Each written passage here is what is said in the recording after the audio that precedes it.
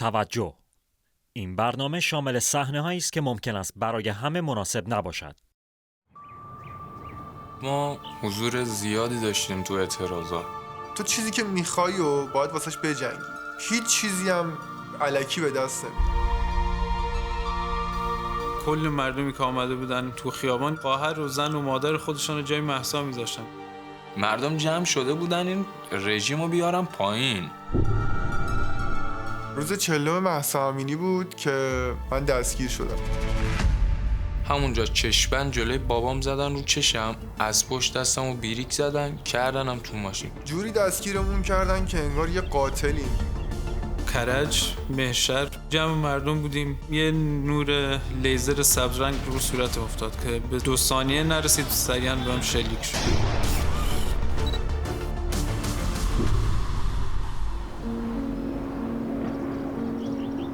دو اسفند ماه بود اگه اشتباه نکنم، از ایران خارج شدم.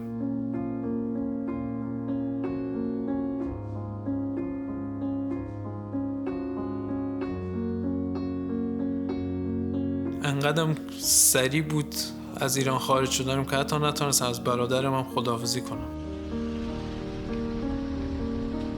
به نظر من سختی کار از ترکیه به بعد شروع میشه. تو جنگل‌های یونان روزی 17 ساعت راه میرفتیم. فصل بهارم که همش بارون، همش گل، کفشا سنگین. ما قایقمون سوراخ بود، ما نمیدونستیم. گفتیم میریم تو آب دیگه، یا غرق میشیم خفه میشیم یا آب رد میکنیم میریم. بعد 3 روز که رسیدیم یه خرید کردیم با پولی که قایم کرده بودیم. مرز صربستان هم 5 بار پلیس منو دستگیر کرده که هر بارم اتفاقای جدید و گوشیت بشکنن و کفشت ببرن. من اونجا وایسادم، خودمو تسلیم کردم، اومدم رو سرم و ما رو قرنطینه انداختن.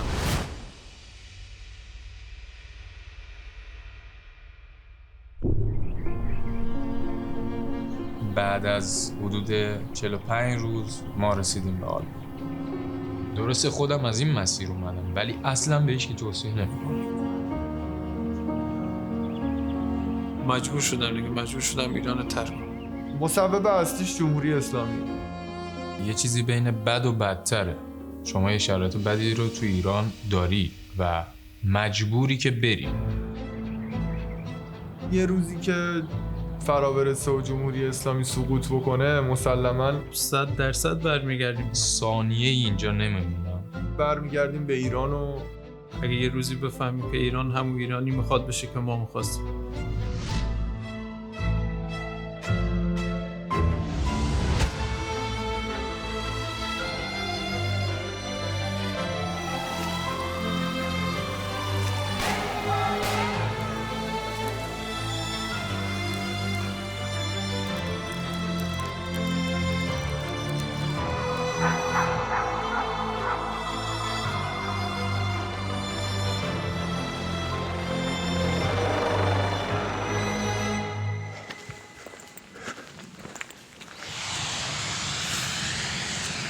سلطان شنای نامنظم.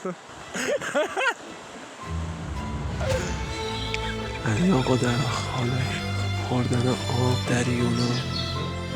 بعد 3 روز بدون آب و غذا رفتیم خرید کردیم. وسط یونان تو برف گیر کردیم. فقط نگاه کنید ای خدا. خدا از سر با آسبانش نگذره.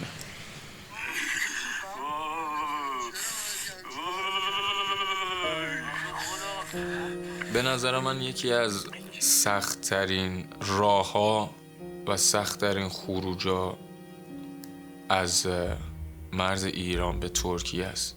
ما یه چیزایی شنیده بودیم فقط که آدما چجوری میرن، چه اتفاقایی میفته واسه شون، چیا تو راهته. ما اینو فقط شنیده بودیم، ندیده بودیم. از ترکیه به بعد شما میای توی کشوری که نه مدرک داری، نه پاسپورت داری، نه ایزین داری، هیچ چیزی نداری، زبونشونو بلد نیستی، نمیتونی حتی صحبت کنی، واسه خرید حتی یه دونه آب دچار مشکل میشی. ما که داغون شدیم تو راه تا رسیدیم خودمون رو به ترکیه، ولی اومدیم ترکیه که مثلا بگیم خب الان اومدیم اینجا کشور امنه، جامون امنه، دیدیم نه، از این خبران نیست. اونجا هم دردسرای خودشو داره. من علیرضا هستم، 25 سالمه، شیرازی هم اصالتا، فوق دیپلم حسابداری رو دارم. در کنارش ما یه مغازه کوچیک داریم، خانوادگیه، یعنی فقط اعضای خانواده اونو میچرخونن، مغازه نونواییه. من هستم، بابام، مادرم، حتی یه دونه داداش کوچیک دارم، 4 تایی اون کنار هم دیگه اونو میچرخونیم.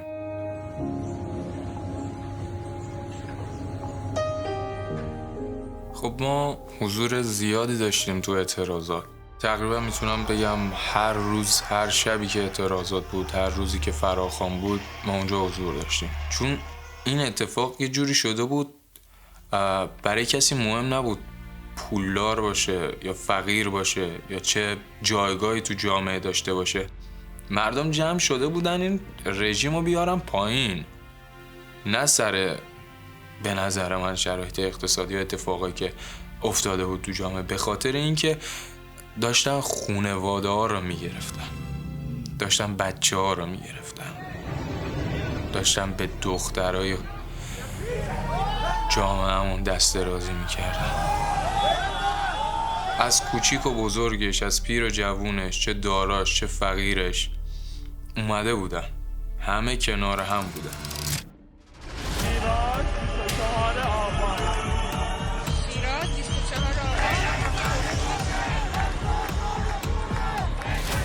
تو ایران زندگی کنید دلیل زیاد داره برای اعتراضات بری. هم یکی دلیلش که کل مردمی که آمده بودن تو خیابانی بود که خواهر و زن و مادر خودشان رو جای مهسا میذاشتن، میگفتن اگه یه اتفاق برای خانواده ما بیفته چه جوری میشه، ما چه عکس العملی داریم، مردم پشت ما هستن یا نه. میلاد سفری هم 35 سالمه، اهل کرمانشاه هم، اصالتا کرد، متأهلم، 2 بچه دارم که آقا سامیار و آقا مانیار، 7 سالشه آقا سامیار، مانیار هم 4 سالشه. کلن خانواده همه چیزمه، من عاشق خانواده هم. اینم اسم 2 بچه همه معروفن دیگه، شاه سامیار و شاه مانیار، اگه خانومم حسودی نکنه. اینم اسم خانومم. به خاطر نبودن شرایط کار تو مناطق کردنشین مجبور شدم که تهران برم کار کنم. توی شرکت خصوصی لوله‌های GRP کار میکردم که اونجا یه خوابگاه بهم داده بودن که اونجا استراحت میکردم. هفته 1-2 روزم به خاطری که دلتنگی بچه‌ها و اینا میرفتم یه سر به کرمانشاه میزدم، بچه‌ها رو میدیدم. 31 شهریور اولین فرصتی که برام پیدا شد رفتم تو کرج مهشر، چون اونجا نزدیک خانه خواهرم بود دیگه، راحت‌تر بودم اونجا. رفتم اونجا، تو جمع مردم بودیم، اونا هی اشکاور میزدن، واقعا نفس کشیدنم سخت شده بود، نمیشد نفس کشید. باز اشکاور دارن میزنن. یه مردم میرفتن تو پیاده رو آتش روشن میکردن که بشه با دودش نفس کشیدن یکم راحت شد. دوباره میآمدن تو جمع. وقتی که اشکاور خیلی دیگه داشتن شلیک میکردن، من گفتم برم تو پیاده رو یه نفسی بکشم. همون لحظه که چرخیدم دیدم نیروهای بسیجی و یگانویژه دارن از پشت به مردم میرسن با موتور. همین که رسیدن نزدیک مردم شدن، هنوز که پیاده نشده بودن از موتور شروع کردن به مردم شلیک کردن. یه چند قدمی تو پیاده رو راه رفتم، یه نور لیزر سبز رنگ رو صورتم افتاد که به 2 ثانیه نرسید، سریعا بهم شلیک شد.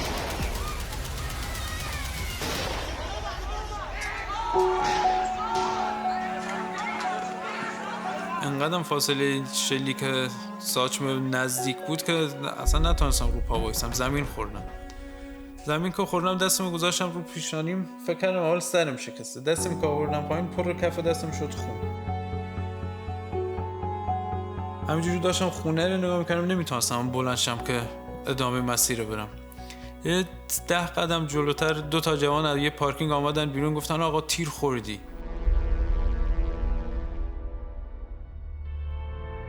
28 آبان بود، ساعت 10 صبح بود. 2 مأمور لباس شخصی اومدن با 405 گفتن علیرضا قطعی دارین اینجا؟ بابام گفت بله پسرم هستن. گفتن صداش کنین بیاد. گفته بود شما؟ گفته بود ما از اطلاعات مزاحم میشیم. بابام گفت باشه وایسید الان من میرم صداش میکنم. اومد تو اتاق و من قشنگ یادمه داشتم چایی میخوردم.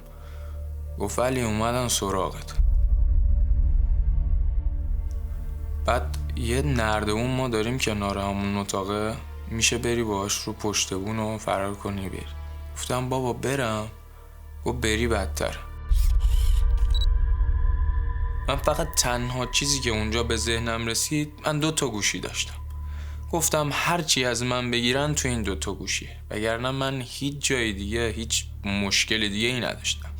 همونجا به سنگی گذاشته بودیم زیر میز تلویزیونی، همونجا 2 صفحه‌ش رو زدم رو میز تلویزیونی شکستم. اومدم با همون لباس نونوایی، دستام خمیری، پیرن شاطری تنم، شلوار سفید نونوایی با دمپایی. همونجا چشمن جلوی بابام زدن رو چشم، از پشت دستمو بیریک زدن کردنم تو ماشین. این مادر من زار میزد اونجا.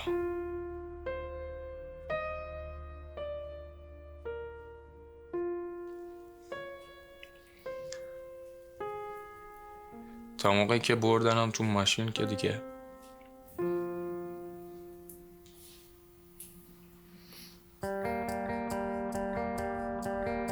22 اسفند ماه بود اگه اشتباه نکنم از ایران خارج شدم.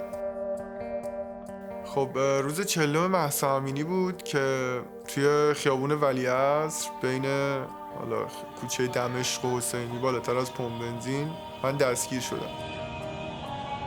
نحوه دستگیر شدنم اینطوری بود که ما داشتیم شعار میدادیم، سطل آشغالا رو آتیش زده بودن برای جلوگیری از اومدن موتورهای پلیس. کف خیابون با شیلنگ و میخ یه سری محافظ درست کرده بودن، روی زمین چیده بودن که اگه پلیسا خواستن با موتور بیان نتونن لاستیکاشون بترک. اونقدر با لانچر دودزا سمتمون شلیک کردن که دیگه کسی نه جلوشو میدید، نفس تنگی میگرفتی، انقدر دود زیاد بود، دود لانچر، دود این گازهای اشکاور. از اطرافمون هیچ خبری نداشتیم که یه دفعه صدای موتورهای سپاه و بسیج و یگان ویژه اومد که داشتن سمت مردم تیراندازی میکردن. چند تا از موتورهای پلیس کنارمون وایسادن. خب مطمئناً وقتی ما اونجا بودیم میدونستن که ما قاطی مردم بودیم و داشتیم اعتراض میکردیم. جوری دستگیرمون کردن که انگار یه قاتلیم یا یه کسی هستیم که به حقوق یه نفر دیگه تجاوز کرده.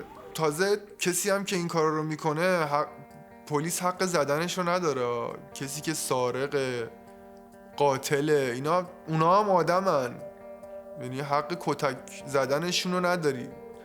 ولی خب با کسی که اومده واسه گرفتن حقش جوری رفتار میکردن که انگار همه این کارا رو با هم کرده.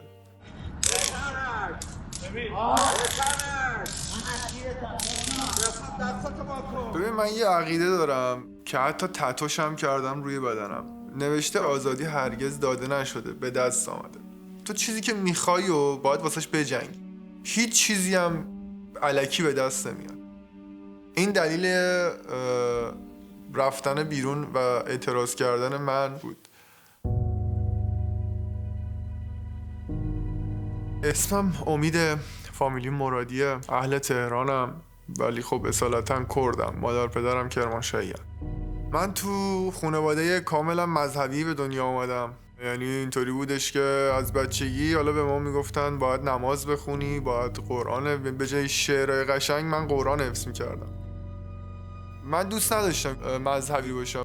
همیشه مادرم یه شلوار ساده واسم میخرید، من خودم میرفتم یه شلوار زاپدار میخریدم.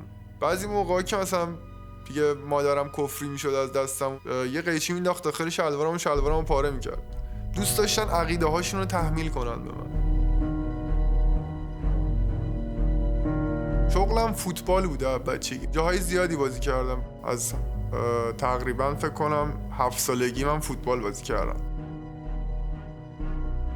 من پدرم نظامی بوده، درجهش سرهنگ تمامی بوده. تقریبا 34 سال یا 35 سال خدمت کرد و نصف بیشتر خدمتش داخل یگان ویژه بوده. حالا قبلش هم داخل کلانتریا بوده، ولی خب تقریبا میشه گفت 20 سال 25 سالش رو داخل یگان ویژه خدمت کرد.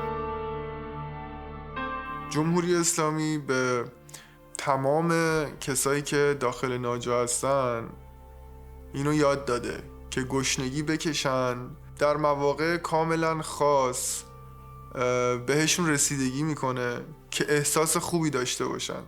مثلا جای خوبی هستیم، سختی‌های خاص خودشو داره ولی یه زندگی نرمال رو به پایین میتونی داشته باشی. واسه منم همونو میخواستن.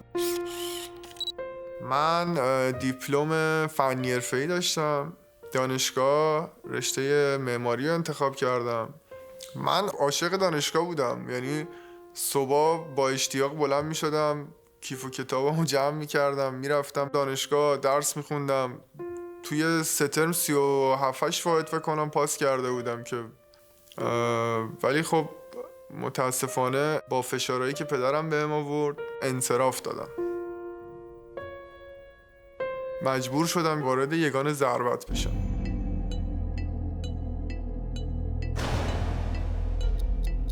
ما یه سری علاوه بر وظایف گشتی که داشتیم حالا داخل شهر، تو ناحیه 1 بودیم ما، کل منطقه 1.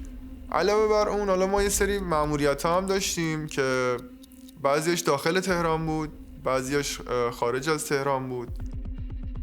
یه سری عملیات ها بود من به شخص دوست نداشتم داخلشون شرکت کنم. 2 تا عملیات بود که داخلشون شرکت نکردم به دلایل اخلاقی و غیر انسانی که داشت و هزینه‌ش هم دادم. بعد از اون 2 بار یکی از عملیاتایی که مسلما میشه گفت حالا مهمترینش هم بود 7 دی ماه 96 بود که از مشهد شروع شد.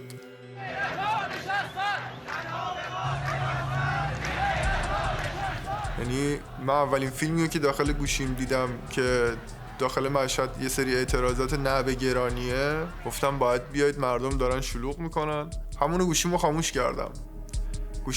کردم. بعد 2 هفته گوشیمو روشن کردم. 2 هفته نرفتم سر کار. بعد 2 هفته گوشیمو روشن کردم، دیدم میسکاله که از سرکلانتری، از رئیس سرکلانتری، از فرمانده یگان ضربت، از حالا همکارام روی گوشیمه.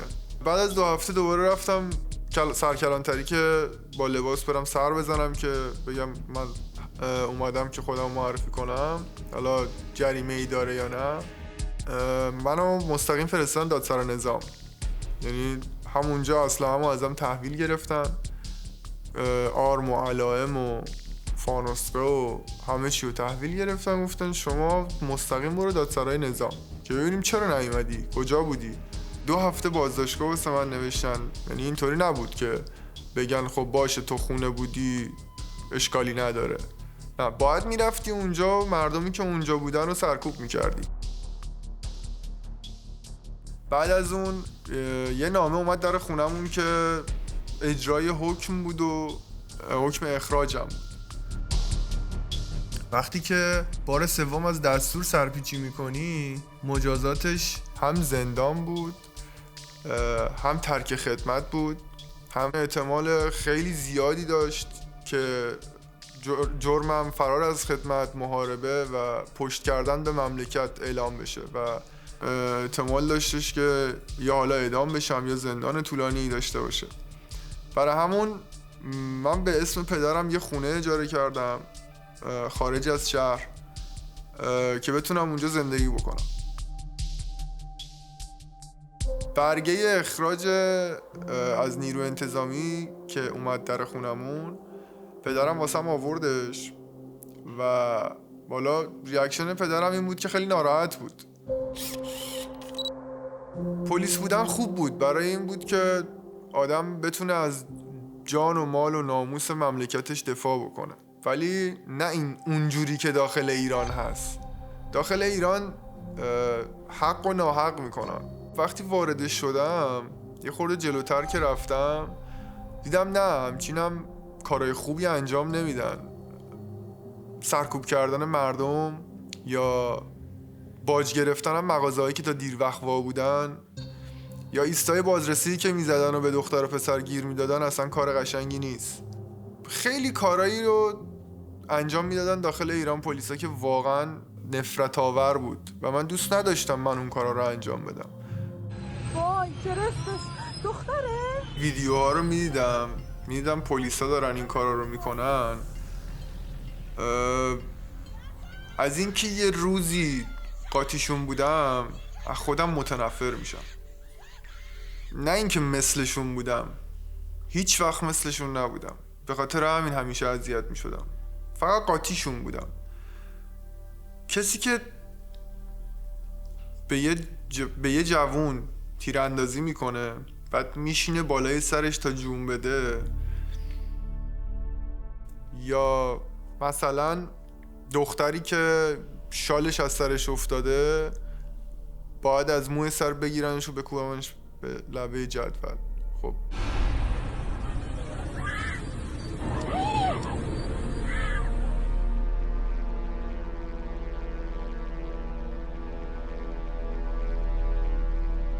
من واقعا خوشحال بودم که بالاخره تونستم از جایی که دوست ندارم بیام بیرون، از اون ساید بیام بیرون، برم داخل ساید مردم.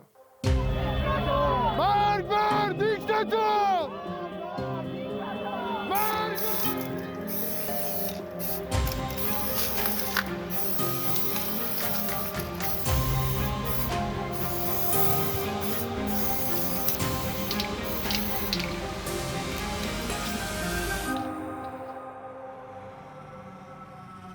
پلاک زد به یه جایی تو شیراز مخصوص اطلاعات.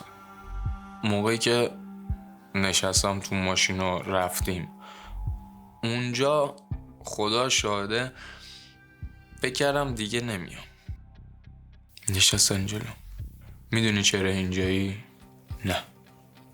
چی کار کردی؟ هیچ کار. گفت هیچ کاری نکردی؟ گفتم نه. گفت روشن میشه. یه برگه سفید گذاشت جلوم، پای خودکار بیک. گفت میخوای کارت زودتر انجام بشه؟ گفتم آره. گفت امضا کن برو. گفتم سفیده. گفت خودمون پرش میکنیم، تو فقط امضا کن برو. گفتم من چیز سفیدی امضا نمیکنم. گفت گوشیاش کجاست؟ گفت گوشیاش اینجاست. گفت چرا روشن نمیشه؟ گفت LCD. گفتم LCD شکسته. گفت گوشیاتم شکوندی، نگران نباش، همه چی توش در میاد، اینا الان میره تا فی خالدونتو در میاری. بردنم توی یه اتاقی مثل حالت انفرادی بود. بعد از 2 روز بلا و اتفاقایی که افتاد، شبانه روزایی که گذشت، کتکایی که خوردیم، شوکرایی که خوردیم، گفتم دیگه نمیتونم.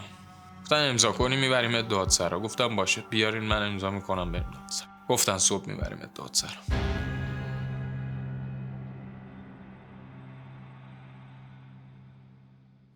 بعد از اینکه روز 40 مهسا امینی ما رو گرفتن، یه روپوش سیاه حالت چشم‌بند به روی چشامون زدن، دستامون از پشت با بست کمربندی بستن، ترک وسط موتور نشوندنمون تا بالای خیابون ولیعصر سمت میدون اسدآبادی. تا اونجا با شوکر میزدن تو پهلمون. عادی با همون رفتار نمیکردن. یعنی ما توی ماشین بودیم کتک میخوردیم، رسیدیم پیاده شدنمون با کتک بود، بردنمون داخل کلانتری با کتک بود. تمام رفتاراشون با ما با کتک شروع میشد. یعنی اینطوری نبود که با همون اول حرف بزنن ببینن چی میگیم بعد کتکمون بزنن. اول کتکمون میزدن بعد میگفتن چی میگیم.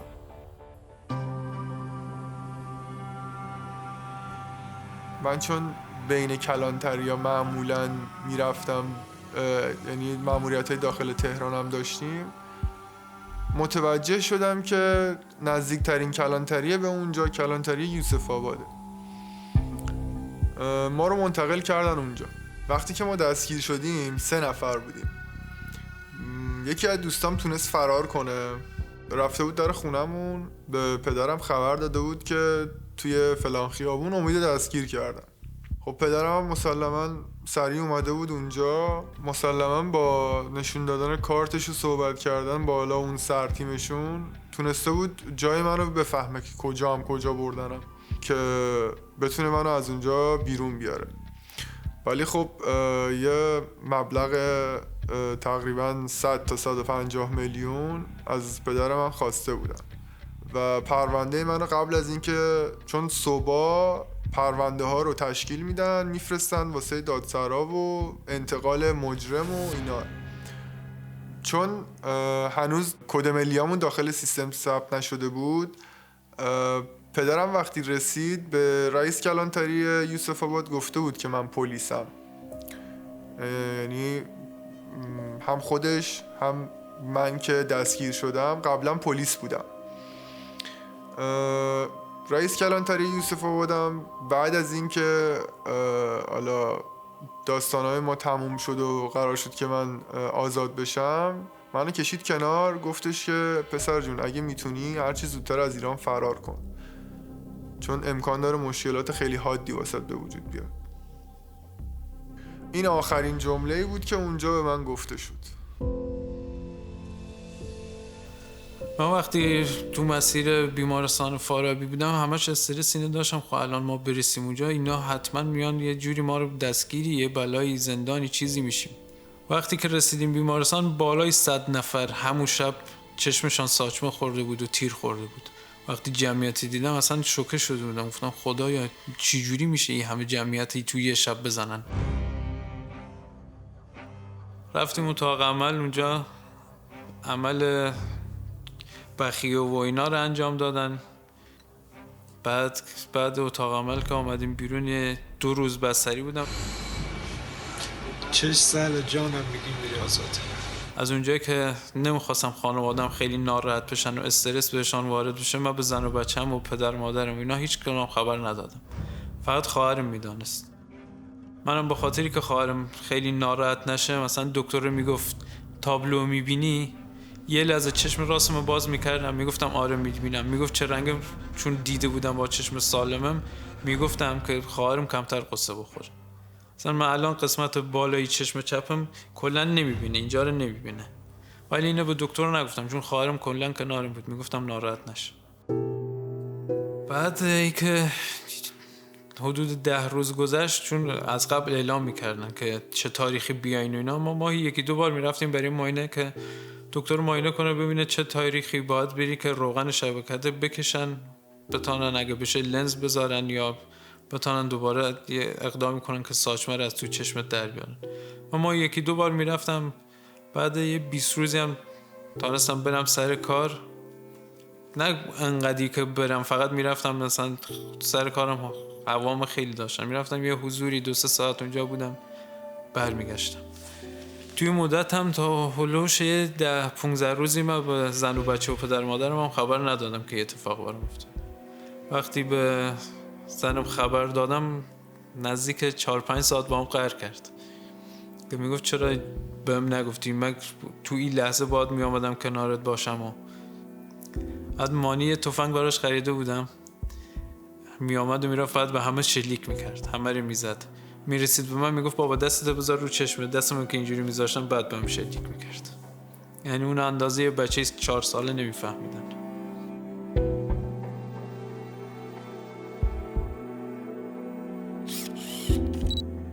ما بعد عمل دوم 2 تا بسیجی آمدن با لباس شخصی، آمدن تو رو تخت، گفتن که این عمل و استراحت ها تمام میشه، اون موقع ما بعداً میداریم با شما چه کار کنیم.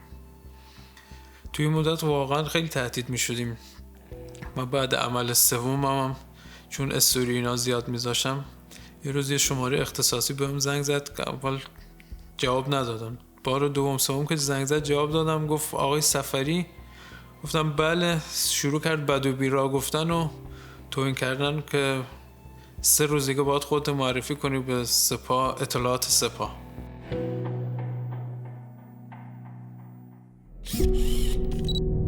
اون شلوغی که ما رو گرفته بودن، تعداد نفراتی که بازداشت میکردن خیلی زیاد بود و رسیدگی به پرونده ها زمان میبرد و اینا چون که مدرکی از من نداشتن، مدرک محرزی، همه عکس و فیلم های من تو گوشی بود که شکسته بود و این گوشی باید میرفت آزمایشگاه اطلاعات. همه محتویات داخلش رو فلش یا یه CD میشد واسه قاضی پرونده میومد که اون میدید اینا رو، بعد تصمیم میگرفت که چه حکمی بده چه حکمی نده. گوشی ها رو من شکوندم و این یه بازده زمانی 1 هفته‌ای به من داد که قاضی پرونده با 10 تا سکه تمام بهار آزادی بتونه فقط به من اجازه بده که به قید ضمانت 300 میلیون تومان منو تا زمان جواب آزمایشگاه اطلاعات آزاد کنه، بعد بیان حکممو بدن. یعنی مجبور به فرار بودم، چون علاوه بر اون که داخل کلانتری مامورای نیروی انتظامی بودن موقع دادن آدرس، بسیجی‌ها بودن، نیروهای سپاه بودن، ایستاده بودن که اطلاعات میگرفتن از کسایی که دستگیر شده بودن. ما یه برگه پر میکردیم واسه کلانتری بود، ولی 2 نفر بالا سر ما وایساده بودن برگاهی که پر میکردیم و عیناً مینوشتن شماره خونه رو، شماره خودتو، همه چی چک میشد. دیدم مجبورم که از ایران فرار کنم. 22 اسفند ماه بود اگه اشتباه نکنم از ایران خارج شدم.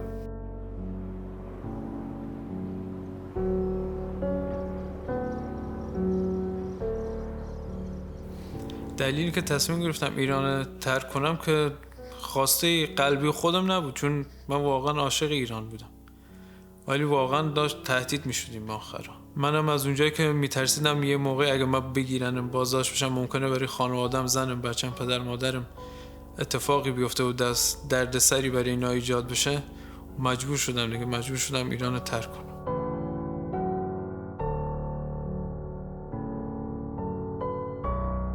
انقدرم سریع بود از ایران خارج شدنم که حتی نتونستم از برادرم هم خداحافظی کنم. الان بعد از نزدیک 1-2 ماه هنوز رومم نمیشه زنگ بزنم میگم داداش واقعا عجله‌ای بود که نتونستم ازت خداحافظی کنم، مجبور شدم.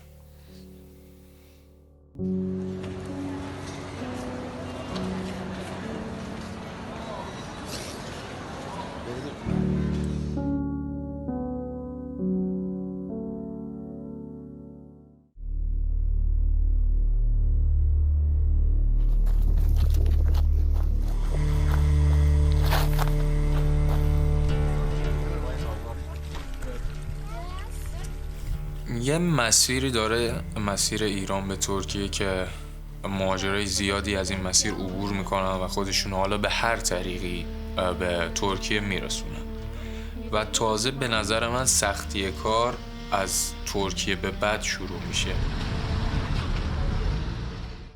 وقتی که رسیدم ترکیه 2-3 روز استراحت کردم و توی خونه‌ای بودیم.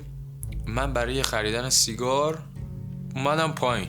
ترکیه طرح اومده بود که تمام کسایی که پاسپورت نداشتن، مدرک نداشتن، کیملیک نداشتن و جمع آوری میکرد و همشونو به یه حالت کمپ مانند، که کمپ هم نبود، زندان بود، به اونجا منتقل میکرد تا خودشون بگن آقا ما رو دیپورت کنین به کشور خودمون. چون خیلی تو ترکیه مهاجرا آدمایی هستن که بدون مدارکن، که فرار کردن از کشورشون، چه افغانی، چه سوری، چه ایرانی، و ما هم جزو اون افراد بودیم. من پاسپورت نداشتم که قاچاقی رفته بودم پلیس اونجا وای میسه سر هر کوچه و خیابونی مدارک تو چک میکنه. منو دید بهم گفت کیملیک پاسپورت، گفتم ندارم. گفت بیا برو. منو کردن تو اتوبوس، رفتم تو اتوبوس دیدم 40-50 نفرم هست. ما رو برداشتن 3 ساعت بردن بیرون استانبول، یه منطقه یه جایی اسمش توزلاست، بردن اونجا. میگفتن کمپه ولی کمپ نبود، زندان بود. شما رو اونجا زندانی میکردن، کمپ بسته بود تا خودت نامه دیپورتی تو امضا کنی که بگی به کشور خودم میخوام برگردونده بشم. و ما هر چقدر به اینا میگفتیم که بابا ما تو کشور خودمون مشکل داریم، ما فرار کردیم، ما از خطر جونمون اومدیم به این کشور و یعنی مریض که نبودیم قاچاقی بیایم اینجا. من و دوستم با هم از ایران خارج شدیم و با هم دیگه رسیدیم شهر وان. از اونجا یه ون اومد دنبالمون و اومدیم به شهر استانبول. خب درسته ترکیه خارج از ایرانه، ولی همه میدونن که جمهوری اسلامی اونجا نفوذ داره و داخل کشور ترکیه اصلا رعایت حقوق بشر اصلا وجود نداره، یعنی همون مثل ایران میمونه، فرقی نمیکنه. ترکیه که داره میشه شبیه ایران. ما میگفتیم مشکل داریم، نمیتونیم برگردیم کشور خودمون، مریض که نبودیم اومدیم اینجا. اگه میشه ما رو اصلا همینجا نگه دارید، ما رو ندین کشور خودمون، برامون نگردونین، چون ما اگه برگردیم اعداممون میکنن، ما رو میکشن. و اونا همچین چیزی رو قبول نمیکردن و براشون مهم نبود اصلا، فقط میگفتن امضا کن برو، که تا امضا نمیکردی اونجا نگرت میداشتن. آدمایی بودن 6-7 ماه اونجا بودن، 1 سال اونجا بودن و من 3 ماه تو ترکیه تو اون کمپه که مثل زندان بود اونجا بودم و خیلی شرایط بدی بود واسه هر آدمی که تو اونجا هست، که بعد از 3 ماه تونستم یه دونه وکیل پیدا کنم که فقط بتونه منو نامه ترک خاک 10 روزه بگیره و فقط منو از تو کمپ در بیاره.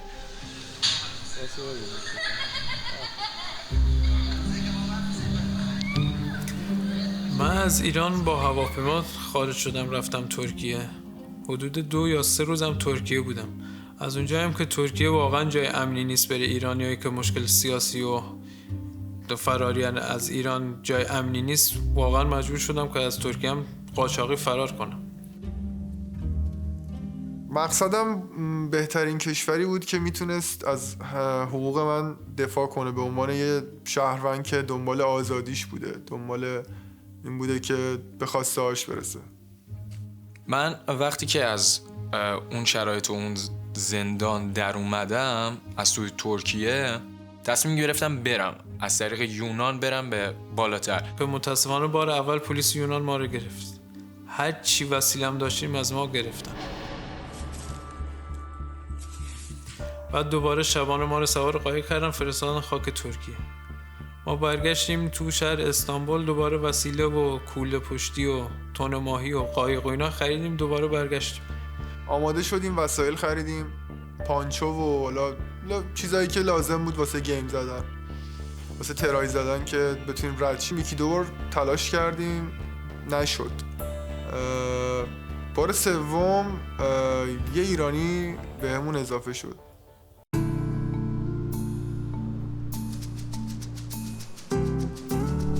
خب من که اول علیو دیدم حقیقتا زیاد خوشم ازش نیومد، فکر یعنی حس مثبتی بهش نداشتم. نه حس اولی هم حال نمی‌کردم. منم از قیافت خوشم نمیاد ولی دارم جلوی دورو. ولی خب از همون لب رودخونه اصلا قضیه‌مون کلا عوض شد. یه جوری به هم دیگه کمک کردیم که انگار من 20 سال علیو میشناسم، علی 20 سال منو میشناسه. ولی خب وقتی یه ایرانی رو میبینی تو این مسیر میخوای قرار بگیری و یه مسیری رو بری، و من چون تنها بودم وقتی امیدو دیدم، اون ارتباطه رو که ما باید با هم بگیریم من مثبت گرفتم از امید و فکر کردم میتونم ادامه بدم باش. این مرز یونان ترکیه به یونان یه مرز شناخته شده است که همه بلدن و بیشتری ها از این مسیر میندازن میان. نمیتونم تقریبا بگم روزی چند نفر از این مسیر میرن، ولی الان شرایط خیلی سخت شده. از 100 نفر 10 نفر میتونن رد شن.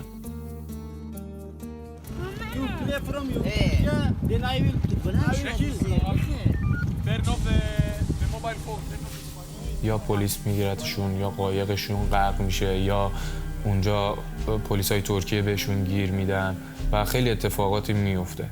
خیلی سخت شده.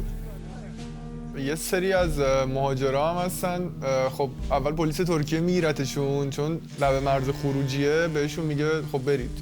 بعد همون موقعی که مثلا حالا پلیس ترکیه گرفته با نور علامت میدن به پلیسای یونان. پلیسای یونان که حالا اینا رد میشن میگیرن دوباره پس میفرستن اینور، یه فاز کتکشون میزنن، وسایلشون رو میگیرن، دوباره پسشون میفرستن اینور.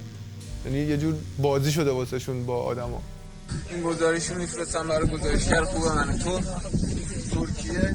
تابلو دقیقه 34 کیلومتر ما رو بعد از 7 روز پیاده روی از شهر کومیتینیو یونان گرفتن، زدن، پولمون رو گرفتن، لختمون کردن.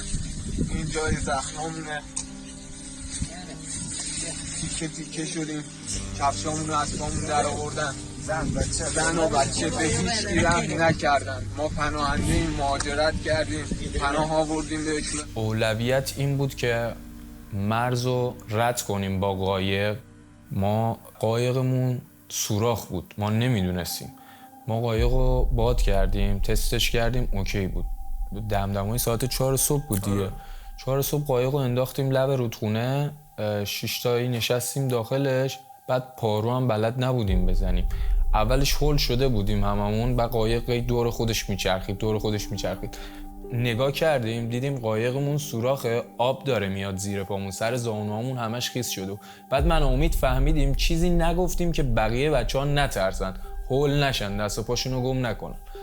سخت‌ترین قسمتش اون قسمتی بود که ما رسیدیم اون بر رودخونه و باید یه سیم خارداری رو رد می‌کردیم و از یه جاده‌ای به نام جاده 85 که پشتش یه کوهه، اونو باید ما رد می‌کردیم. اون کوه رو رد می‌کردیم که برسیم به یه نقطه امنی که کاماندا و پلیسای یونان ما رو دستگیر نکنن. بار اولی که پلیس تو یونان منو گرفت و برگشت دادن به ترکیه واقعا پشیمان شدم. یعنی می‌خواستم در اون حد که برگردم ایران، ولی خب دیگه خانواده بهم روحیه دادن، گفتن تو موفق میشی، حتما میتونی رد بشی. هر بار که اتفاق میگرفتن واقعا پشیمان میشدم، چون برخورد بدی با آدم دارن، انسانی نیست برخوردش.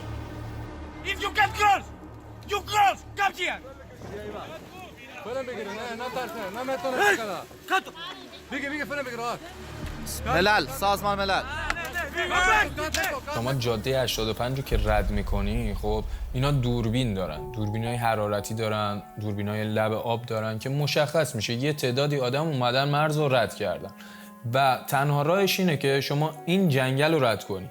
اینا میان از دور تا دور جنگل شما رو محاصره میکنن، یکی بالا وای میسه، یکی چپ و راست میان، بالاخره اونجا میگیرنه.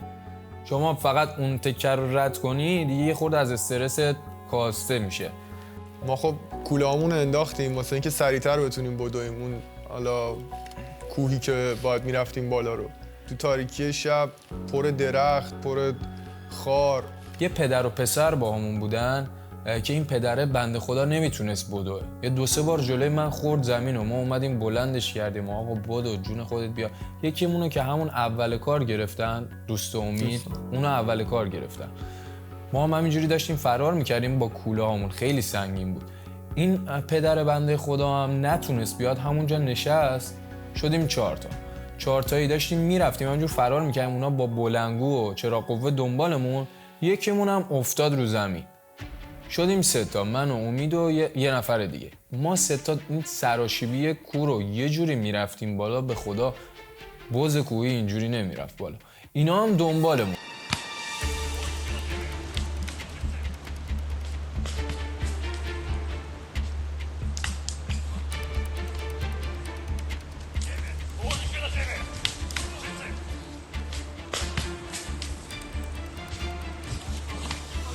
یه جایی مجبور شدیم وایسیم، روی حالا پاهامون وای میستادیم. علی که بالای یه درختی بود وایستاده بود اونجا، منم روی پام وایستاده بودم. نزدیک یه ساعت و نیم 2 ساعت فکر کنم سر جامون خشک وایساده بودیم که هیچ صدایی ازمون در نیاد. تا رفتن پایین که پایینو بگردن یه خورده فاصله از ما پیدا کردن، گفتم بچه‌ها بریم. دویدیم رفتیم بالای کوه. ما استارت حالا مهاجرت اجباریمون هم بدون آب و غذا بود، یعنی کوله‌هامون انداخت. آره. علی آقا در حال آب خوردن در یونان. نقطه امن اول هستیم. علی آقا خسته نباشی. اینم دوست عزیزمون. بعد 3 روز که رسیدیم یه خرید کردیم، حالا با پولی که قایم کرده بودیم تونستیم یه خرید بکنیم، یه غذا بخوریم. اولین غذایی بود که با اینکه یه چیز خیلی ساده بود ولی خب اصلا مزه بهترین غذای دنیا رو میداد، چون بعد از اون سختی خیلی زیاد رسیده بودیم به یه غذای خوب. بعد 3 روز بدون آب و غذا بگی خودت بزن. رفتیم خرید کردیم توی روستایی. بگی منو بعد برای چیزم بفرست همینو. نه اون جداگوناسی برای خودم.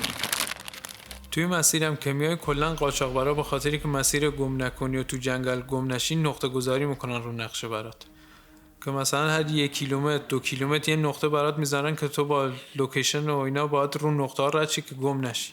به اینا میگن نقطه گذاری و نقطه دادن. تجربهشون رو میان میفروشن به بقیه. هیچکی تجربهش رو مجانی در اختیار کسی قرار نمیده و این راهی شده که آدما پول در میارن. میان نقطه‌هایی که رد شدن از مسیرهایی که عبور کردن و میفروشن به مهاجرا و ما این نقطه‌ها رو خریداری کردیم. مثلا از لب مرز که بخوای حرکت کنی تا اون شهری که باید برسی بعدش تاکسی بگیری، شما باید 1 هفته پیاده روی کنی، از تو جنگلا بری. یه نفر که نقش خونی بلد بود چیز میکرد، باز میکرد نقشه رو که همش من بودم. کار علی بود.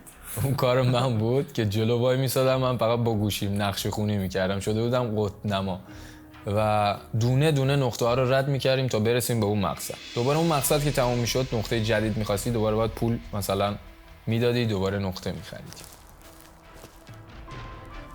تو جنگلای یونان روزی 17 ساعت راه میرفتیم که سرما خیلی شدید بود. ما هم کیسه خواب و اینا نبرده بودیم، فقط یه نایلون زباله داشتیم که زیر باران و همه چیز تو نایلون زباله میخوابیدیم. حتی پیدا کردیم انداختیم زیر.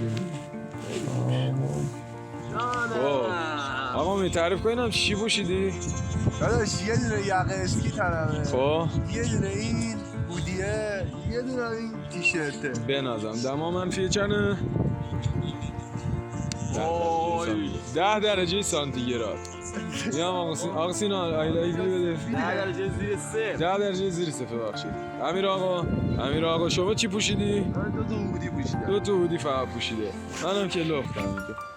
خب پرچم بالا ارله. واقعا برف زد. فصل برف نبود ولی فصل برف نبود. آره برف زد و ما بدون هیچ چیز گرمایشی، نه کاپشن درستی، نه کیسه خواب، نه چادر، هیچ چیزی، تو برف گیر کردیم و اونجا تا صبح خوابیدیم. ما نخوابیدیم که یعنی یه آتش کوچیک درست کرده بودیم، فقط سعی میکردیم که از سرما یخ نزنیم کنار هم. من اینو بغل کرده بودم تو بغل خودم که فقط یه خورده احساس گرما کنیم. یخ زدیم توی سرما، سقط کردیم. نمیخوام. 4 روز پیاده روی کردیم، رسیدیم اولین جایی که تونستیم تیکت بگیریم و با سوار اتوبوس شدیم که به مرز مقدونیه نزدیک شیم. من علی هم دوستم آقا میلاد سالونیک هستیم، میتونستیم به سلامت برسیم به سالونیک. رسیدیم مقدونیه، لب مرز مقدونیه. 3 شبانه روز 3 روز بود دیگه. 3 روز و آره 4 شب. 3 روز و 4 شب پیاده روی کردیم. فکرا اینا همه میشه خاطره. خیلی مرزدی چه میخوای؟ داداش پنیر دست من نیستا. پنیر دست من نیست عزیزم.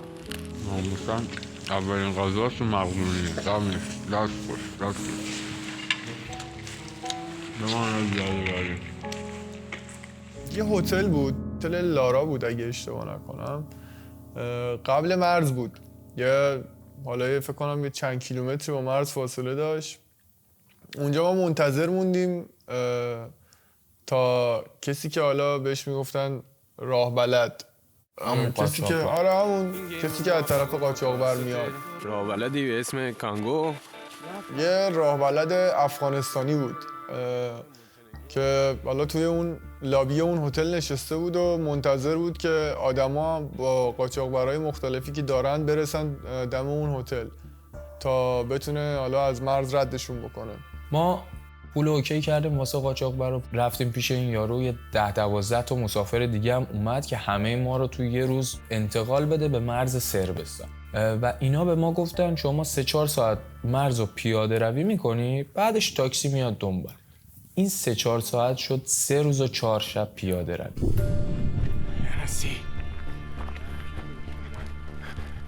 و هر باری که ما بهش میگفتیم آقا شما گفتی 3 ساعت 4 ساعت، میگفت 1 ساعت دیگه میرسید، 2 ساعت دیگه میرسید. چی آجی پول تاکسی دادیم داریم با خط 11 میریم.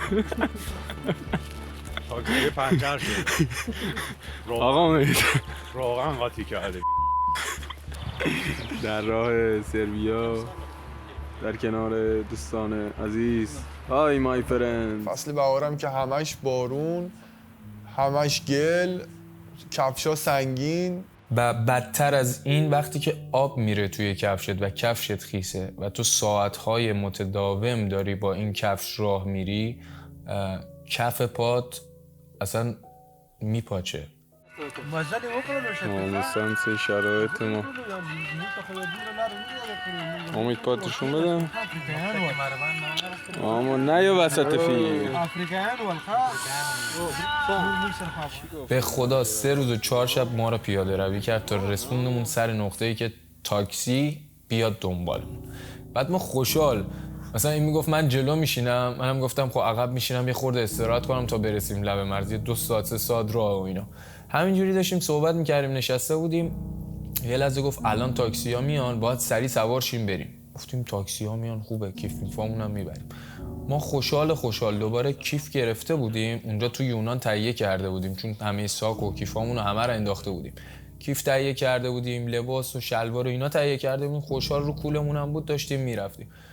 یه جایی رسیدیم و کمین کردیم کنار جنگل که تاکسی بیاد لب اتوبان ما رو ببره. دیدیم یه تاکسی اومد، 2 نفر توش. هم نبود، یه آودی بود، فقط یه ماشین مشکی بود دیگه. آره.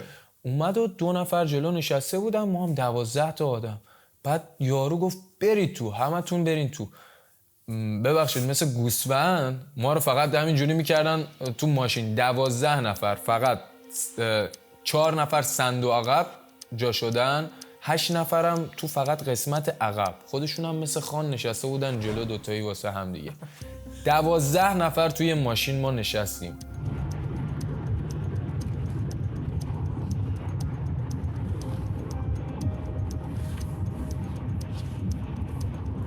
گیم تاکسیه بیارش امید.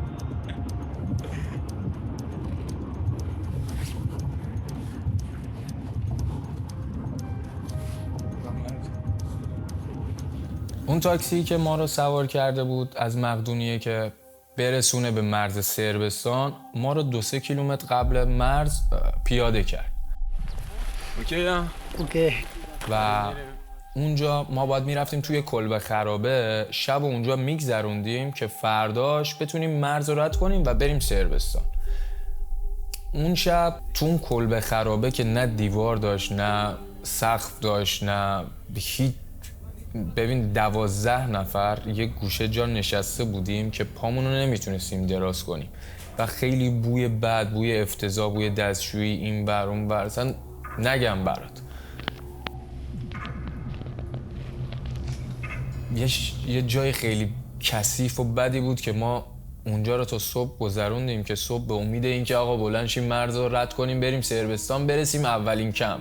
صبح اومدم بالا سرم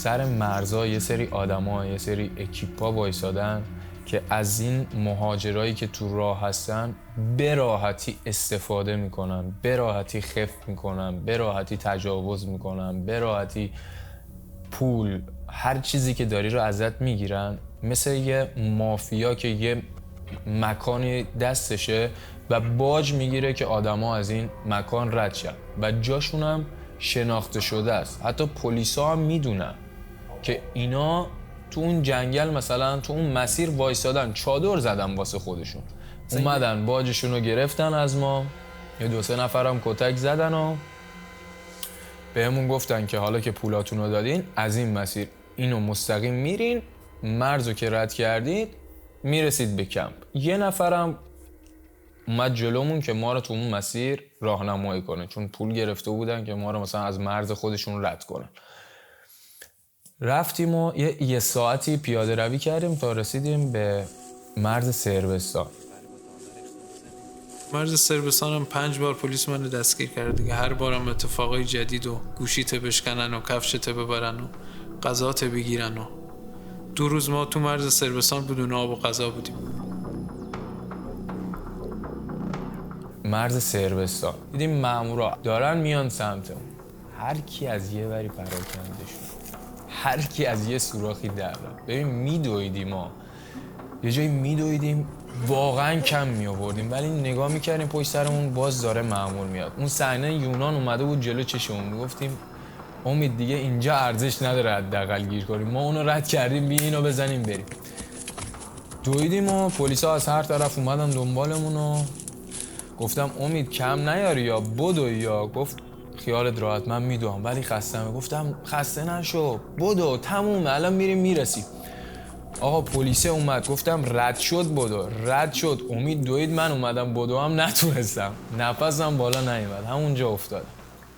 امید رفت و من اونجا وایسادم، خودمو تسلیم کردم، اومدم رو سرم و یه دونه لگد زدم تو صورتم. اولین نفر فکر کنم این صحنه رو داشتم میدیدم و رفته بودم بالای یه تپه، اولین نفر دقیقاً علیو گرفتن. من بالا دراز کشیده بودم، یه حالت جوب مانند بود ولی خب بالای تپه بود دیگه، از پایین معلوم نبود. بعد دیدم که علیو گرفتن، بعد با لگد زدن تو صورتش و بردنش داخل ماشین. نمیدونم یه خانومی با یه ماشین دیگه اومد، یه پهباد حالا نمیدونم هلیشات چی بهش میگن، با دستگاه برد بالا که دنبال من بگرد. میدونستن حتی ما 12 نفر 15 نفریم، این تعداد دقیقمون هم میدونستم. اینا رو کی گرفته بودن میگفتن خب بقیه‌تون کجان، بقیه‌تون کوشن، کجا در رفتن.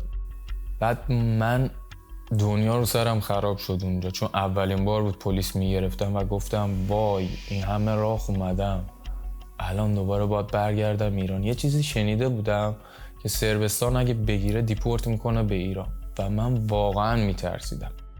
یه خورده سوال جواب کردن و اینا، بعد هممونو راهنمایی کردم به مرز و حالت قطار رد میشد، هیچ مرزی نبود. به همون گفتن که دیگه به صربستان برنگردین. گفتیم باشه. گفت متوجه شدین؟ یه 7-8 تا مأمور بودن. گفتیم بله متوجه شدیم. گفت نه بلندتر بگیم متوجه شدیم. گفتیم بله متوجه شدیم. گفت پس دیگه اینجا وای نستین. شروع کردن با بوتون ما رو زدن، یعنی قشنگ دور تا دورمون گرد کرده بودن، کشتنمون. من یکی تو دستم خورد، یکی تو سرم خورد، خیلی بد میزدم. بعد قهقه میخندیدم وقتی رو زمین میفتی داشتی صدا میدادی نزن فلان بیسار، میخندیدن و میزدن تا اینکه خودت دست پای خودتو جمع کنی فرار کنی از اون مرز، خود فاصله بگیر. من با اینکه دستم باد کرده بود، سرم باد کرده بود، نمیتونستم راه برم، ولی باز خوشحال بودم چون که دیپورت نشده بودم به کشور قبلی و اتفاقی برام نیفتاد و فقط کتک خورده بودم. و همونجا دوباره 3-4 نفر رو جمع کردم، گفتم بچه امیدتون رو از دست ندین، بیاین دوباره رد میشیم. یه جایی انداختم رد شدم با اینا که قشنگ جلوی ایستگاه پلیس بود ولی از پشتش رفتیم. خیلی شرایط بدی بود ولی به هر سختی که بود مرز رو رد کردیم. اونجا تاکسی ها تو پمپ بنزین وایساده بودن، کارشون این بود که میرفتیم میگفتیم میخوام برم کمپ، همونجا سوارت میکرد میبرد میرسوندت کمپ. من و دوستم میلاد کمپ سروستان هستیم. مثل اینکه یه سری دوستان نگران بودن. دوستان جای نگرانی نیست، ما الان کمپ سروستانیم، آیدی کارت هم گرفتیم خدا رو شکر. اونجا از خوشحالی دیگه انقدر ذوق داشتیم که به کمپ رسیده بودیم، از در نرفتیم تو، از بالای حصارا خودمون انگار عادت کرده بودیم که قاچاقی باید وارد شیم. اونجا کمپ مهاجراست، خودمون رو معرفی کردیم که یه کارت به ما دادن برای غذا و وسیله و شامپو و وسایل بهداشتی به ما دادن.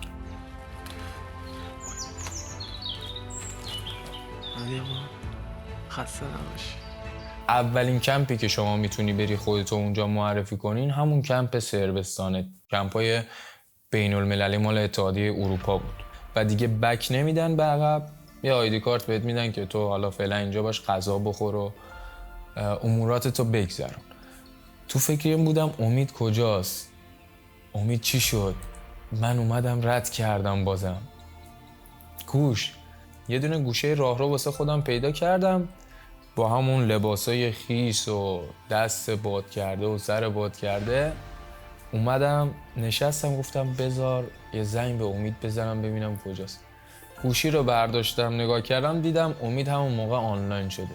زنگ زدم گفتم الو امید کجایی؟ گفت من تو کمپم. گفتم کدوم کمپ؟ گفت کمپ سربستان. گفتم داداش منم اونجا. کجاشی؟ من واقعا اصلا داشتم از خوشحالی بال در می آوردم که بابا علی رد شد، علی اومد، علیو گرفته بودن. علی داشت کتک میخورد، داشتم برش میگردوندن عقب. چطوری رسید؟ اصلا واقعا حالا بعد از اون همه سختی یهو یه امیدواری خیلی بزرگی بهم دست داد که بابا رفیقت اومد. اولین غذای کمپ سربیا، لکچری ترین کمپ دنیا. عبدالله گشنه، این مرچه خوار، خودم نمیگم، اون گشنه بیا.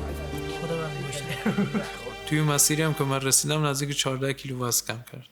بعد اونجا که ما رسیدیم ما نه پولی داشتیم نه گوشی، خیلی اوضاع بدی بود، خیلی وحشتناک بود. 2 روزم غذا نخورده بودیم. بعد کمپ کثیف، به هم ریخته، ناجور.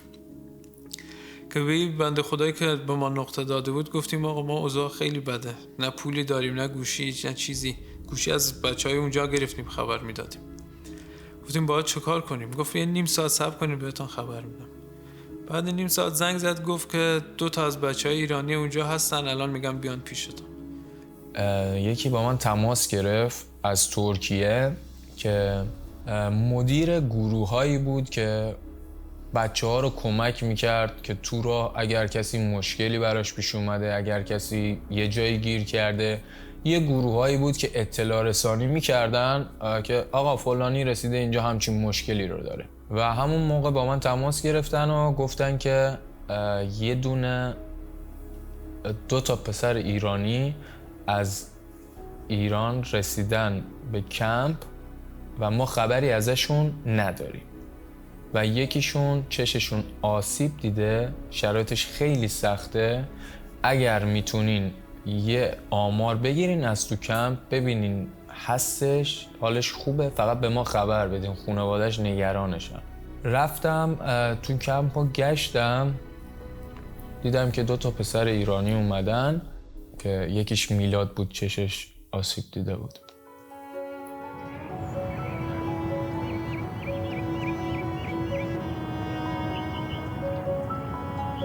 بکنم علی اولین نفر آمد پیش ما. خیلی هم سرسنگین بود. گفتم بعید میدانم اینا بخوان بریم ما کاری انجام بدن، این قاچاقبره فکر کنم یه حرفی زد، اینا فقط آمدن از گردن بازش کنن. ولی 2-3 ساعت که گذشت دیدم نه بچهای باحالی ان، بچهای خوبی ان. بعد یه چند دقیقه حرف زدم فهمیدم امید کرده که دیگه خیلی خوشحال شدم. فهمیدم همشهریم هم از همون لحظه شروع کردیم کردی حرف زدن. کردیش هم یکم لاغره ولی خب خیلی حال داد. یه همشهریم اونجا دیدم. بچه‌ها وایسادن کردی صحبت کردن با هم دیگه و من بازم اونجا خوشحال شدم که حداقل همزبون همشهری همن. حسودی هم کردی؟ نه حسودی نکردم. حسودی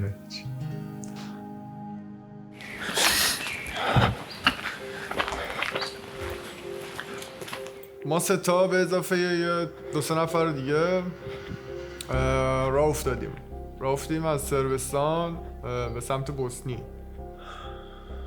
6 نفر بودیم. آره راه افتادیم، شبش رسیدیم بلگراد. درسته؟ رسیدیم بلگراد، اونجا رفتیم تو ترمینال که تیکت بگیریم بتونیم بریم به نزدیک مرز بشیم.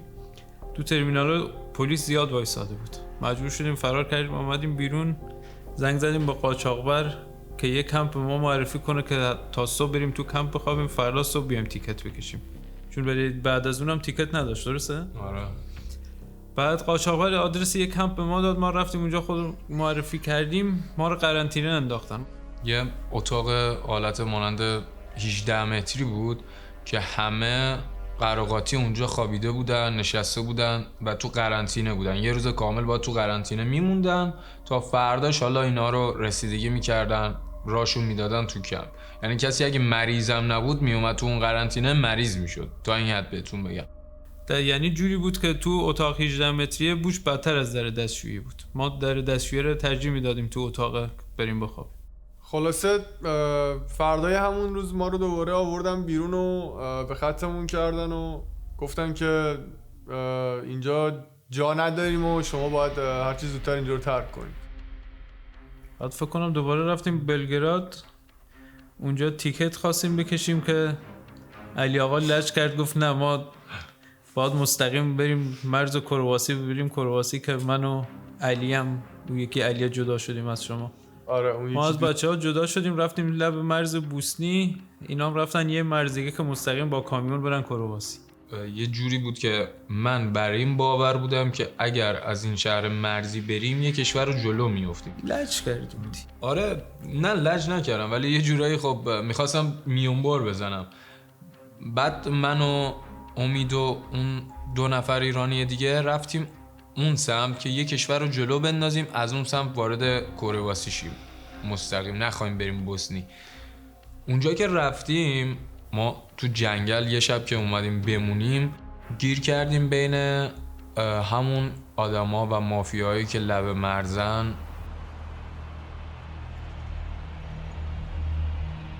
آدمای خیلی خطرناکی بودن و یارو اومد مثلا سر بزنه ببینه کیا اومدن تو جنگل که از این مرز میخوام برن، داشت با ما صحبت میکرد، یه لحظه مثلا اسلحه‌اش از توش پایین شلوارش افتاد و همه مات و بود. یه لحظه من نگاه امید کردم، امید نگاه من کرد، یارو راحت اسلحه رو در آورد گذاشت، گفت چیزی نیست نگران نباشید و اینا.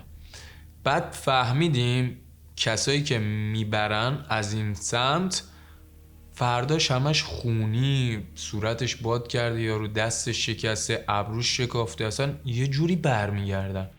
بعد گفتیم داستان چیه؟ زنگ زدیم چند جا پرسیدیم، میگفتن شما رو میبرن تا لب مرز، بعد لختتون میکنن، کتکتون میزنن، پولاتون رو میگیرن، زنگ میزنن خانواده‌هاتون، میگن مثلا چند هزار یورو آزاد کنید واسه ما تا ما اینا رو فقط ول کنیم.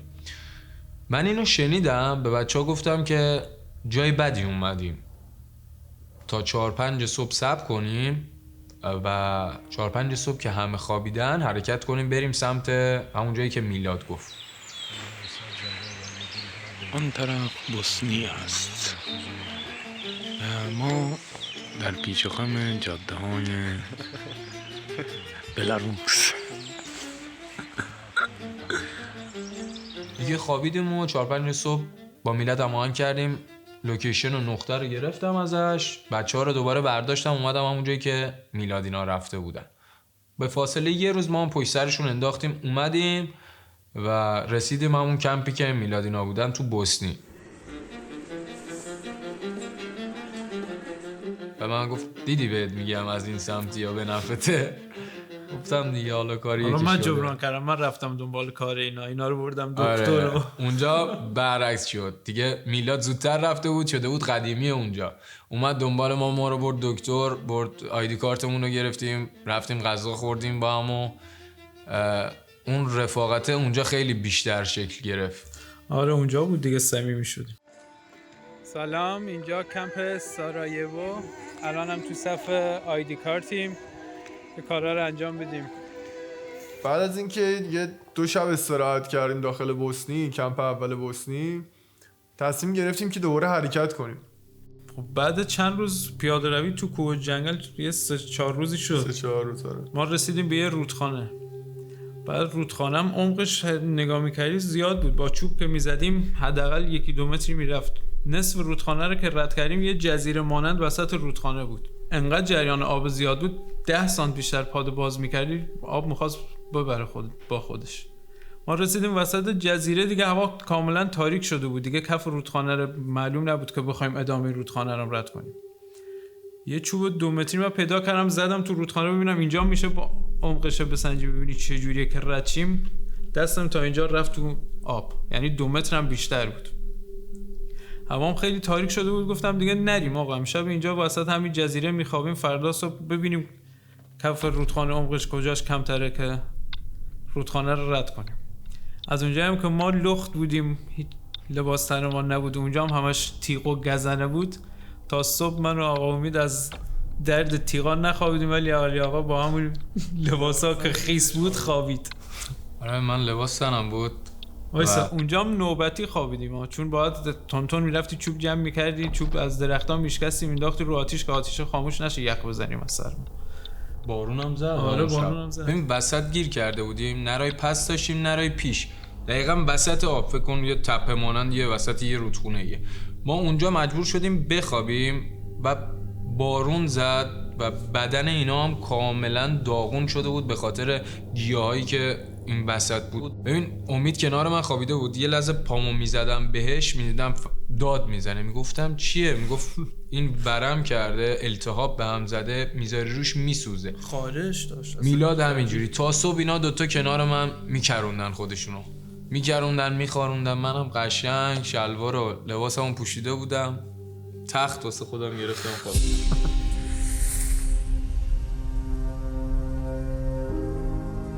دیگه گفتیم میریم تو آب. منم شنا بلد نبودم دیگه، حالا بچهای دست و پا شکسته میتونستن نجات بدن خودشون. گفتیم میریم تو آب دیگه، یا غرق میشیم خفه میشیم یا آب رد میکنیم میریم. دوباره لباسا رو در آوردیم انداختیم تو کیسه زباله. همین که خواستیم بریم تو آب یه دونه از این قایقای رودخانه وحشی، نمیدونم همین چیزی بهش میگن، تک نفره بود. آره اهل کرواسی هم بود. وسیله‌اش سریع از تو قایق پیاده کرد، نوبتی ما رو از رودخانه رد کرد. هرچی هم بهش گفتیم پول بگیر، تو زحمت کشیدی، هیچ پولی هم نگرفت. خیلی مردود. آمیدو با کدو بنده چپ برو.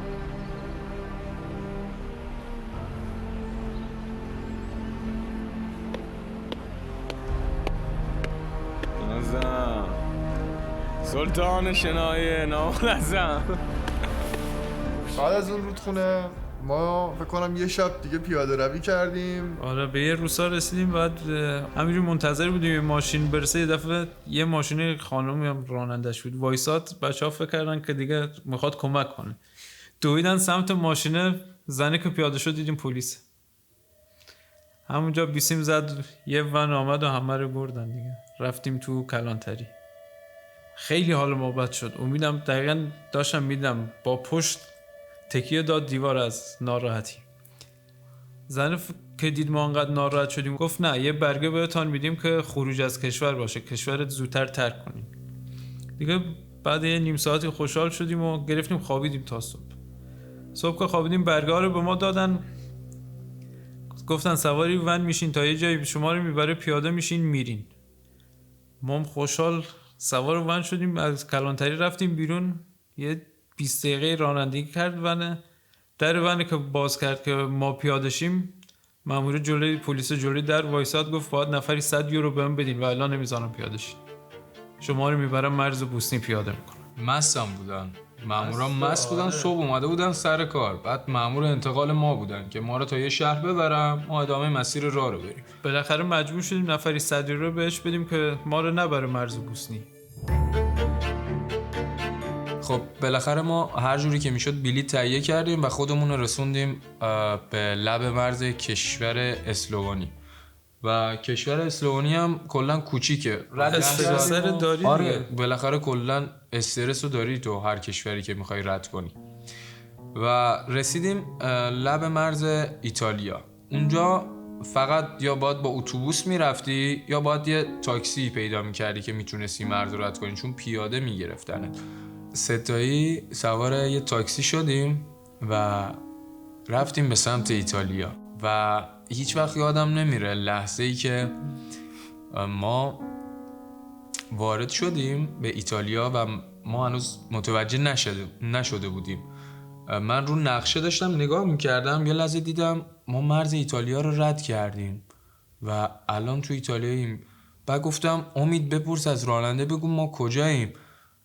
امید پرسید، انگار خودش فهمید، یه دفعه گفت آره، گفت اینجا ایتالیاست. آره گفت اینجا ایتالیاست.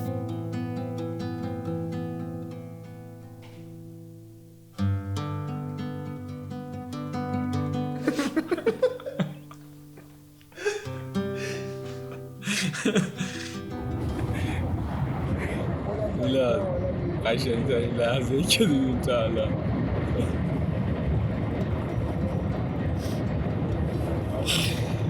الان رسیدیم ایتالیا، مرز رو رد کردیم با امید خدا. چه روز پاره شدیم، چه روز. انشالله امروز میرسیم آلمان.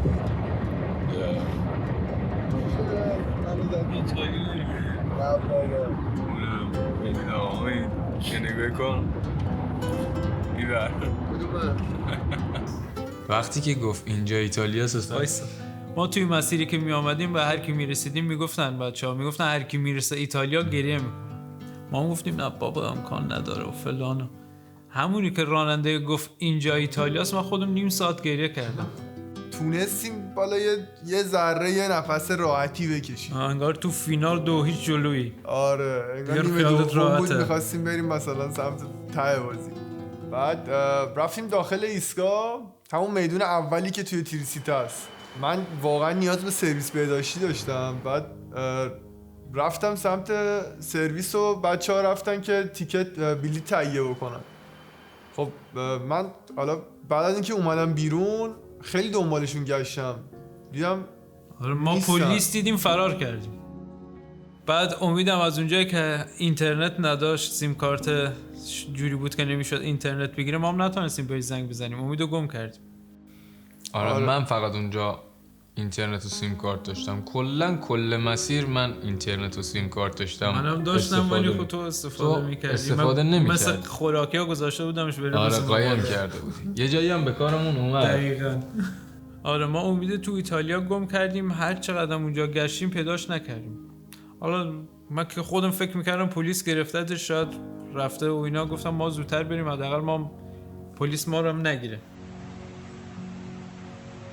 بلیط گرفتیم، سوار قطار شدیم، رفتیم سمت میلان هم چند تا شهر رد کردیم، اومدیم زوریخ، از اونجا هم چند تا شهر رد کردیم، اومدیم رسیدیم به آلمان، ولی هیچ خبری از امید نداشتیم. بعد از اینکه همه جا رو گشتم دیدم خب هیچ اثری ازشون نیست. منتظر موندم، یه شب و خورده‌ای تقریبا منتظر موندم.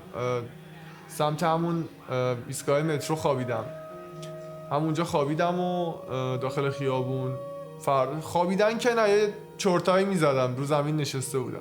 یه کافه اونور میدون بود روبروی ایستگاه قطار. رفتم اونجا ازشون رمز وای فای گرفتم و زنگ زدم به بچه‌ها، گفتن که آلمانن. گفتم خب منم هر جوری شده باید خودمو برسونم بهشون. منم همون راهی که بچه‌ها رفته بودن و انتخاب کردم و پشت سرشون رفتم.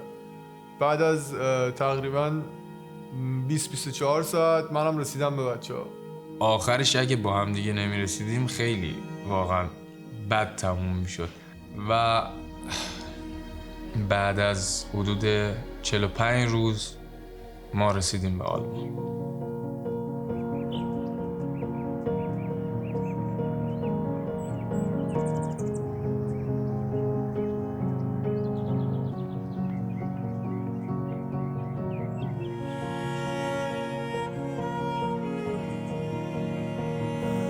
اینجا که رسیدیم به آدمایی برخورد کردیم که ایرانی بودن و واقعا برای بچه‌هایی که از ایران دچار مشکل میشن و توی این مسیر پا میذارن میرسن به اینجا ارزش قائلن و خیلی بهشون کمک میکنن، خیلی رسیدگی میکنن. همین جایی که حضور داریم و داریم این مستند رو میسازیم به اسم فرهنگسرای مالترز که مؤسسش آقای اسدیه و واقعا برای بچه‌ها زحمت میکشه بدون هیچ چشم داشتی خدایی. آره واقعا آقای اسدی یکی از مردای شریفیه که اینجا واقعا یک کمپینی رو درست کرده که به مهاجرا، به بچه‌هایی که دچار مشکلن، به بچه‌های حتی زیر سن و کسایی که آسیب دیدگی چشمی هن مثل میلاد و نیاز به عمل جراحی دارن، نیاز به درمان دارن، واقعا از جون و دل بدون هیچ چشم‌داشتی کمک میکنه. ما وظیفه تاریخی، وجدانی و شرافتمندانه هستش که از حقوق اینا در مقابل رژیم جمهوری اسلامی دفاع بکنیم. اتفاقایی که واسه افراد مختلف از کشورهای مختلف میفته از طریق راههایی که توش قرار میگیرن واسه مهاجرت، خب خیلی فاجعه است. یه اتفاقایی میفته که شما اصلا فکر نمی کنی به این و این برات اتفاق میفته تو مسیر. خانواده‌ای هستن که با بچه کوچیک میان، بچه‌شون رو با چادر میبندن به خودشون تو این مسیر پرخطر، پر از دردسر و اتفاقای بد میارن. یا اونایی که از مسیرهای آبی میان، خانواده‌ای که غرق میشن، مثل همون خانواده ایرانی که از فرانسه به انگلیس غرق شدن، خانواده ایران نژاد که واقعا یه فاجعه بود.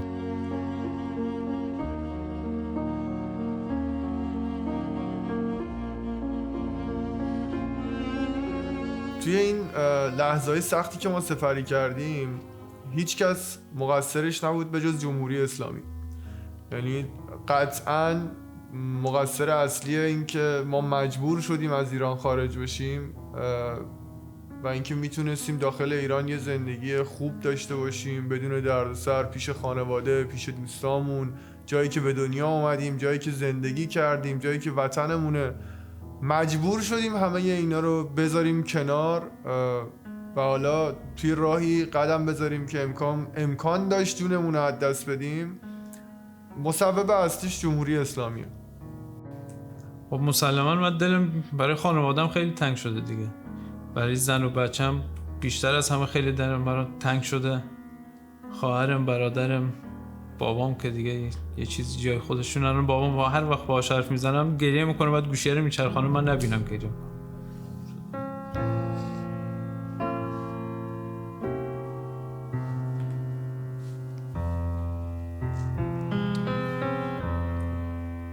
اگه یه روزی که فرا برسه و جمهوری اسلامی سقوط بکنه مسلماً برمیگردیم به ایران و 100% برمیگردیم. اگه یه روزی بفهمیم که ایران همون ایرانی میخواد بشه که ما میخواستیم.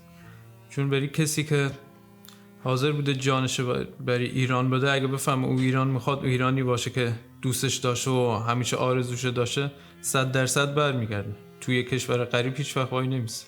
ما جونمون رو برداشتیم و فرار کردیم و مسلماً اگر لحظه‌ای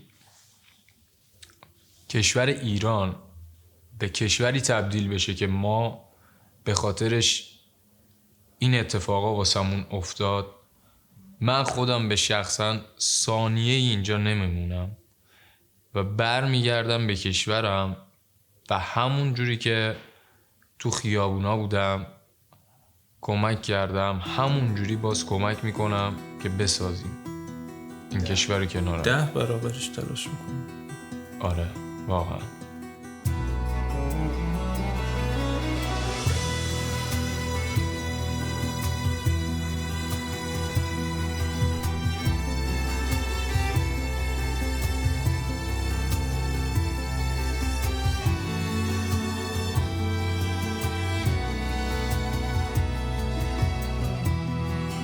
درخت رو برای بچهای آسیب دیده چشمی، برای کسایی که جانشون توی راه از دست دادن، برای خانوادهایی که داغدار شدن، اینجا کاشیم به امید روزی که نابودی جمهوری اسلامی